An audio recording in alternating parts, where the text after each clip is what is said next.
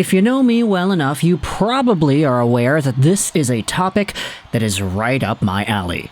It's something very near and dear to my heart because today we are talking about two of my favorite teams and a question posted onto the r/Habs subreddit as to what the Montreal Canadiens could potentially do in regards to one of their guys.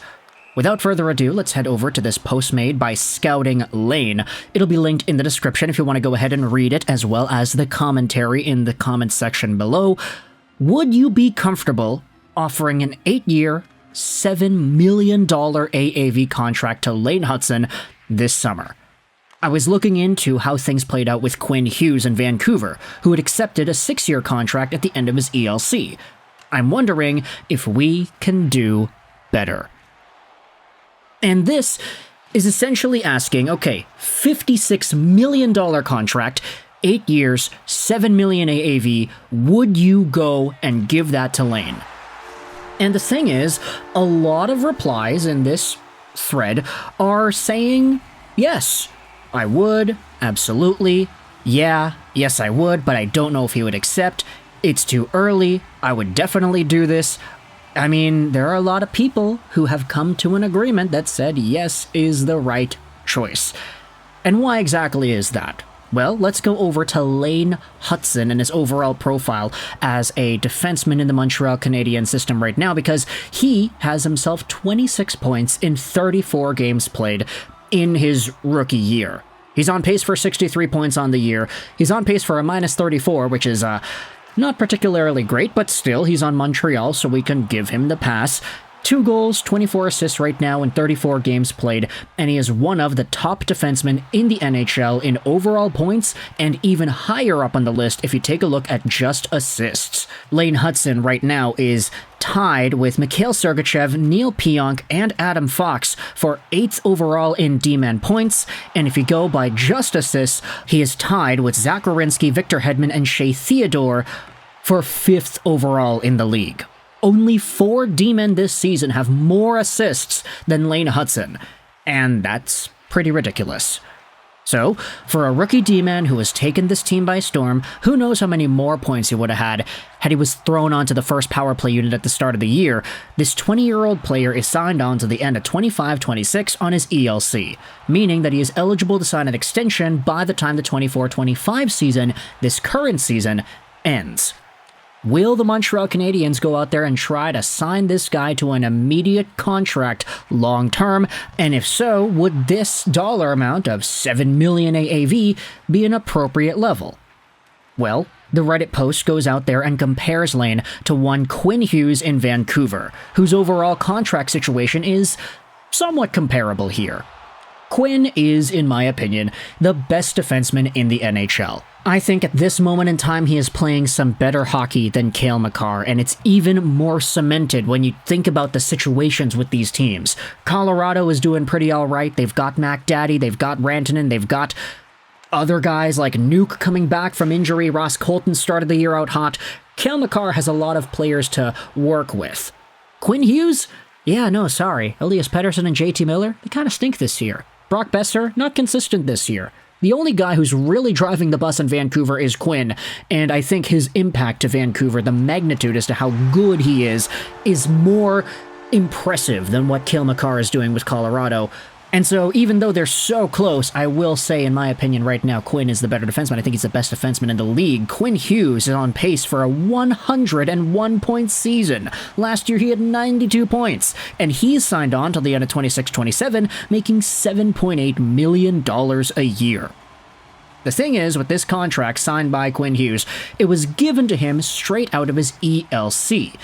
He was signed for 2021-2022 at $7.8 million, and the contract was only 6 years long. Hughes signed this extension on October 1st, 2021, so 2 full NHL seasons into his NHL career. He signed it right before the start of that 21-22 season, which means that the Canucks and Canucks fans had to go through an entire summer in 2021 where Quinn Hughes wasn't under contract, and there was some uncertainty there.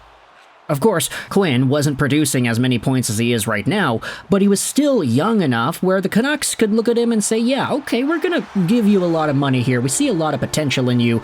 6 years, $7.8 mil.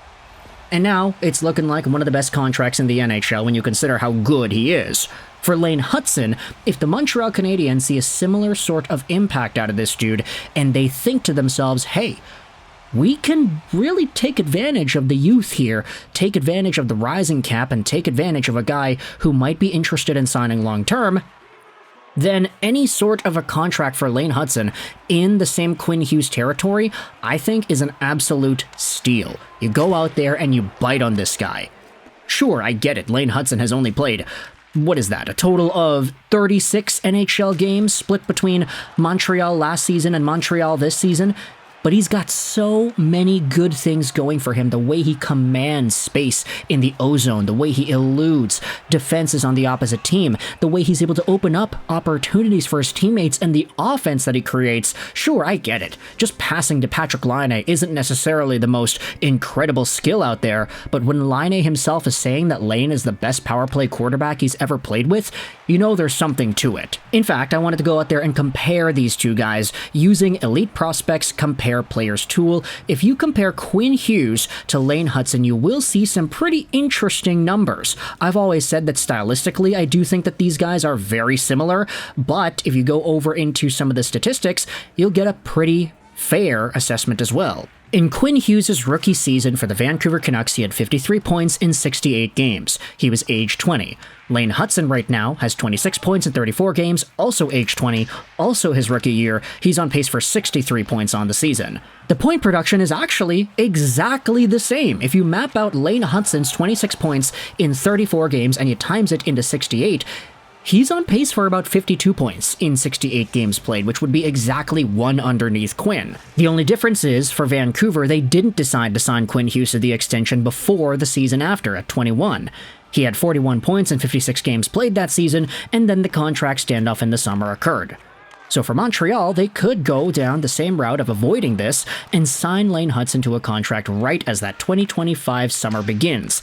If it's something in that dollar amount territory, I actually do feel like it's going to be beneficial. I won't necessarily predict Lane Hutson to do Quinn Hughes-like things at 23, 24, 25, and by that I mean literally become a point-per-game defenseman, a 90-plus point defenseman, a 100-point pace defenseman like Quinn is doing right now. It's kind of irresponsible, I would say, to project anybody to doing what Quinn Hughes is doing, but for right now, the projection and the numbers, the production between both of these guys, even the first two letters of their last name, it's the same. Lane Hutson is on pace for a similarly point-producing season that Quinn Hughes had at the same age, also as a rookie, and potentially as a benchmark of what the conversations for an extension would look like starting in the summer. And a lot of fans on Montreal Canadiens discourse, all the Habs subreddit commenters are saying, yes, I would sign Lane Hutson to this contract, but there's no way he would go for that. When you think about what the Canadiens offered Juraj Slafkovsky, how he isn't really doing all too well, what Lane Hutson's agents could be thinking, hey, the market's going to go up, the cap is going to go up. If he keeps on producing, if he keeps on actually getting better, then there's no reason to settle down. Why not go the Quinn Hughes route and say, sorry, Kent Hughes, we're not signing right now in the summer of 2025. We want to do another season of Lane Hutson doing his thing, and then when he gets 70 points in 2025, 2026, then we'll talk in the 2026 summer, and we'll get up to $9.5 or $10 million AAV. There are some conversations here saying that if the Canadiens bridge up Lane Hutson, they're probably gonna eat a little bit more crow in the long term, because Hutson will probably be able to demand, let's say, 10 or 10.5 if he's able to produce to the absolute ceiling, the moon and the stars, and even beyond that. Lane Hutson is the most important defenseman on the team. He knows it, his agent knows it, the Canadiens know it. They'll try to sign him to a bargain deal at some point whenever they can to try to take advantage of it, but he has all the right to say, sorry fam, I'm gonna wait another year, like Quinn Hughes did. Now Hughes has this $7.8 million deal, and a lot of Canucks fans are worried because the Canucks' timeline of success, it looks like it's slowing down a little bit since the team has started to suck, and if Quinn Hughes' contract expires and the Canucks haven't won anything, who knows? Is he going to yeet off to New Jersey to play with his brothers? Let me know your thoughts in the comment section below about this idea of signing Lane Hutson to a $56 million deal. Do you do it? Do you not? What are your opinions about this entire conversation? Comment section is your floor. I hope you enjoyed this video. Sign on. and bye.